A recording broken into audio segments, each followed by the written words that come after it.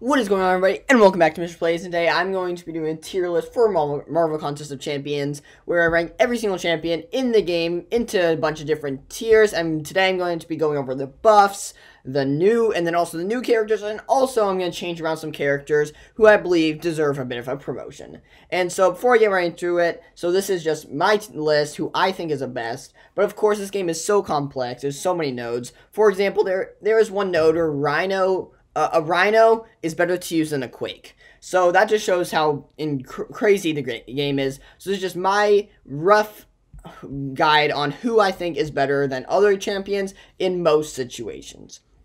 And so now let's get right into it. So first of all, I'm going to be ranking the new characters. So first, let's take Mangog. And so Mangog, let's see, let's put him in the good tier. So Mangog, he's a good champion. He can do some stuff. He's got some nice mechanics, which is good, but he wasn't anything too amazing right out of the gate. So he's got some nice immunities. He's immune to armor break and bleeds, but also you can get a protection buff, which gives him shock, incinerate, cold snap, and frostbite immunity for 15 seconds. But the thing is, I don't understand. It's weird how you have to activate a special one to get this immunity instead of just having that immunity the whole time, because that's not really that helpful if like you'll be getting it constantly. Like it might just do so much damage at the beginning, but at least it's better than not having that at all. And so Mangog's main thing is his hatred. Starts with 3 hatred, and every time you finish a 5-hit combo, he gets 1. When you nullify buff, he gets 1, and each hatred gives him a bit of energy resistance, armor rating, and critical rating. So if you get up to 10 hatred, which is the max, you can have like 610 more critical rating and like more armor and some more energy resistance, which is good, but it's not the greatest. And then if you activate a special, while you have 10 of these stacks of hatred, you'll get Enrage, which causes hate to fall off over 8 seconds. So pretty much you have that enraged state for 8 seconds after the special ends. While you're enraged, every time you would gain a hatred, your enrage is paused for 3 seconds instead. And also, the great thing is, you'll take 50% less damage from enemy attacks and the recoil mastery, so he works nice with suicides, because he's also got that bleed immunity. He doesn't have the poison immunity, but also that 50% reduced recoil damage is nice. The only thing is, you want to throw a lot of special ones, so that's the only problem with pairing with suicides. And also, you'll gain, the whole time you're enraged, you'll get an unstoppable buff, and this is removed when enrage is done, or if you're struck by a special. And during your special 1s and 2s will be unblockable, and contact basic attacks have a 70% chance to inflict a 14-second stagger. So I feel like this is his best mechanic that gives him his biggest amount of utility, where he can inflict tons of staggers. So while you're enraged, pretty much every other hit, if not more than that, is inflicting a 14-second stagger. So you can stagger the opponent so much, and they won't be getting many more buffs at all for the rest of the fight, which is really nice. And also his special 1 will also give him 2 hatred, and it will also inflict 2 staggers, which is nice. And then his special 2 will do some energy damage, and the first hit steals the opponent's power above their nearest full bar. If they have less than 1 full bar of power, you steal all their power. So you probably want to throw this when they have less than 1 bar of power, and you gain 100% of the power stolen from this attack, which is nice. And if you're enraged, the final hit will inflict a stun for 3 seconds, but if the opponent is struck, the stun is removed. Then a special 3, you can nullify up to 10 buffs, and then you can get some regen based on how many buffs you nullified, and you can also inflict a stun if you're enraged, which is nice. And then most of Mangog's damage comes from his heavy attacks, and so pretty much you can charge your heavy, which can deal a burst of a ton of extra energy damage based on the time it's charged. And while your enrage is not active, you can consume 2 hatred to inflict an armor break, but the armor break isn't that strong, so it's not too big. It's not something you want to do too much. And also, while you're enraged, you gain 220% ability power rate while charging. So he has a passive ability where he has minus 40% combat power rate, but he gains 5% of a bar of power every second while below 2 bars. So this gives him, so he'll get more power while he's charging that up. And so you can, a lot of times what you'll do is you throw your special 2, they'll be stunned, you'll just charge your heavy, you'll be unstoppable, and then when they hit you, you just retaliate the heavy and do a ton of damage. The only problem is this isn't too sustainable because, of course, you're getting hit. But you do have 50% less damage, so it's nice. But it's such an interesting thing having to do his whole rotation. And then his signature ability, pretty much every time a stagger expires, you have like a 1 in 4 chance at max level to gain 1 hatred. And while you're unstoppable, you'll regen some of the incoming hit damage instantly. And then you get more attack per hatred and more critical damage rating per hatred. So that's nice. So I think he's a good champion. He's solid. He's okay. He does stuff. And so I think he's a nice addition to the game. He can help some wrestling players, but he's nothing too amazing. And so now let's go rank Odin. So Odin, he's just, I'm putting him in, let's see, let's put him in bad. He's just, let's be just playing about this. He is a bad champion. Like, you have to do that Odin, he's got the whole Odin sleep thing where the first fight of an attacker and then every other fight, you'll get a Fury and an Armor Up, where this seems nice, but the problem is, he's terrible if you don't do this, and he's only okay if you do use him every other fight. So, and if they just, going into like Symbiote Supreme, he's not going to get that, so anyone who will nullify your Fury, or any node that will nullify your Fury and Armor Up, he's just going to be absolutely horrible for. And so, he's also got this interesting Odin Force mechanic, which is weird because in the comics, his Odin Force is tied to his Odin Sleep, but here it isn't at all, where it's when every time you're knocked down, you'll gain an Odin Force charge, and then when you have 2 charges, the next attack will consume it, the charges, and also trigger the effect. And so heavies, you'll gain an energized buff, but it's only 10% extra power rate, so it's not too much. And on the hit, you can gain an energized buff for each of his unique buffs, so you can get 5% for every unique buff you have, which is, it's a bit more power rate, but it's not that good.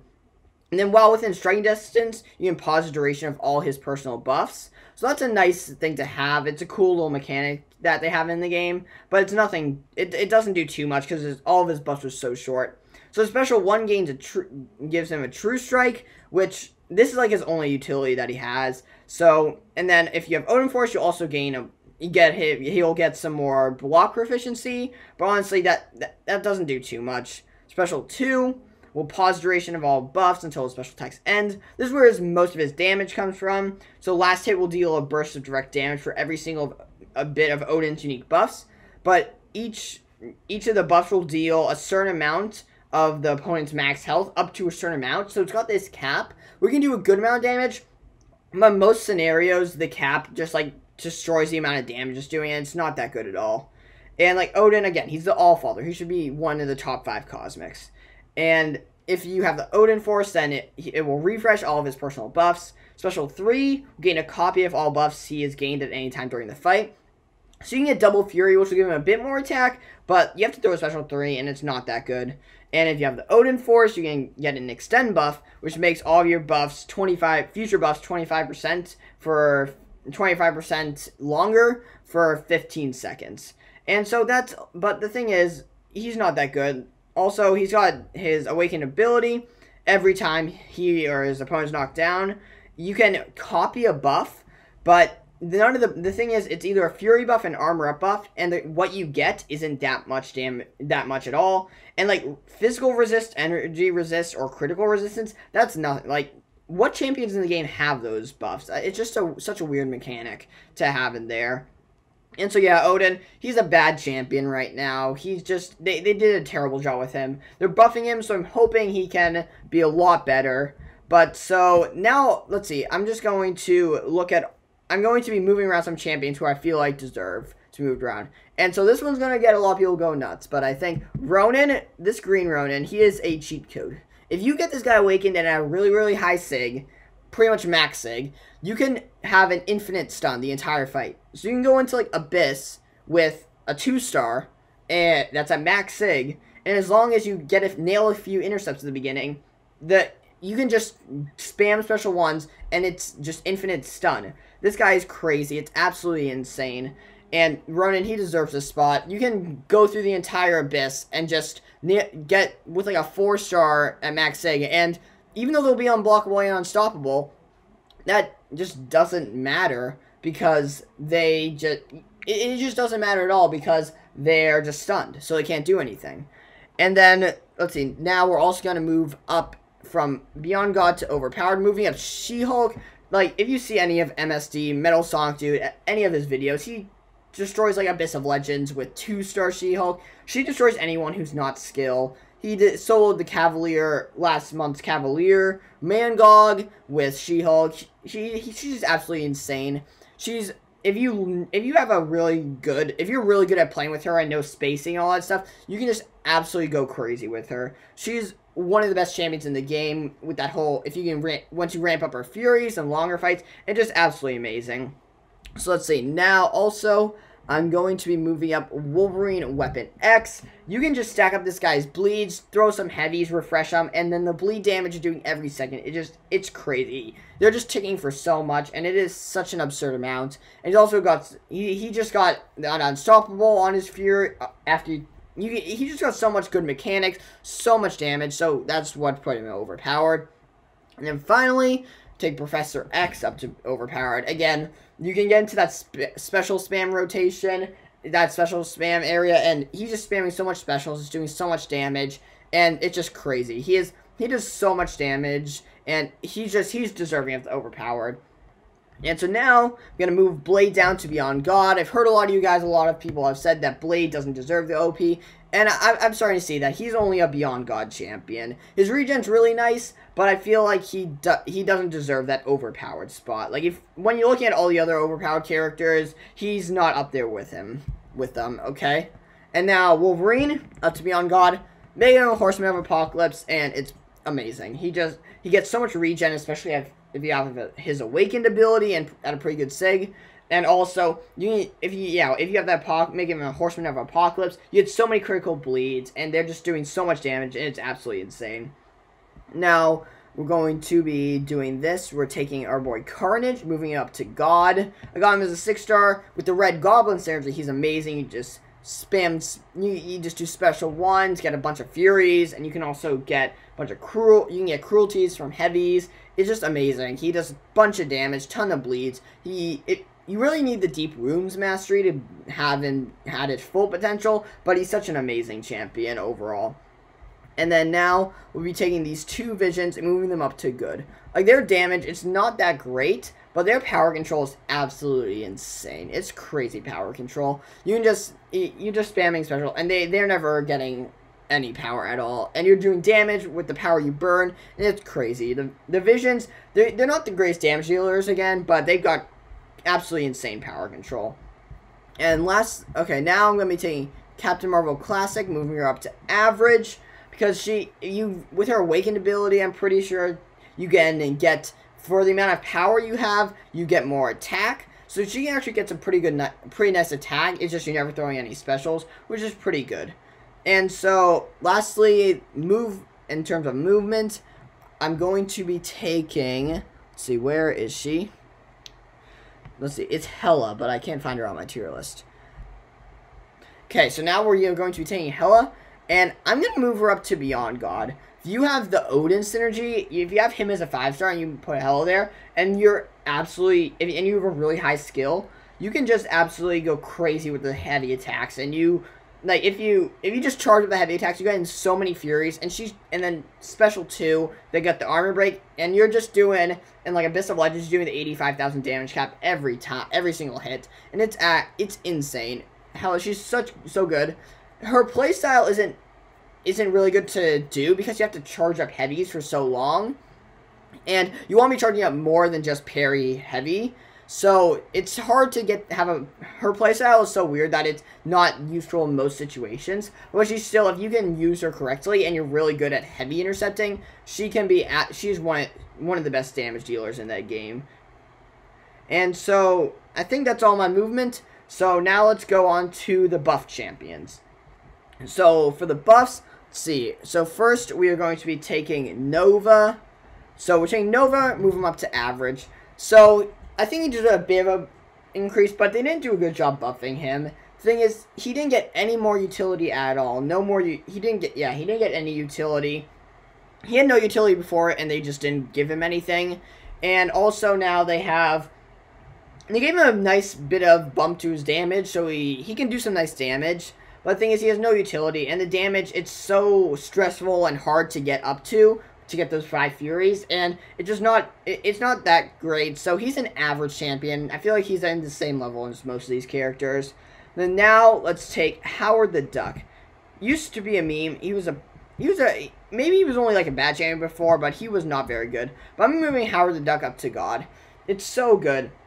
He's such a good champion, Howard the Duck. Now what they did with him, I love what they did, because he's got that button mashing thing, and you just turn an auto masher, and you get so many Furies and armor ups every single stun and every single parry and heavy and all that stuff. And so it's so good. And they also gave him bleed immunity, which is nice. And also his personal buffs and the debuffs he applies will only expire 1 at a time.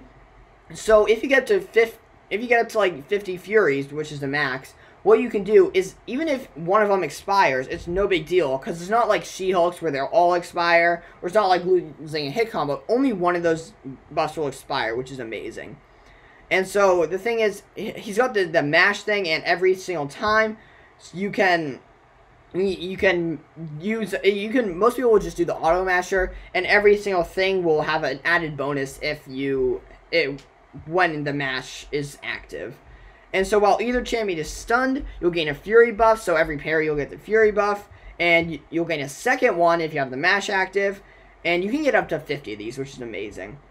And then heavy attacks, you will have a 100% chance to inflict an armor break, and you can additional hits will inflict additional armor breaks if mash is active, which is amazing. So you're just inflicting so many armor breaks on the opponent, and it's so good.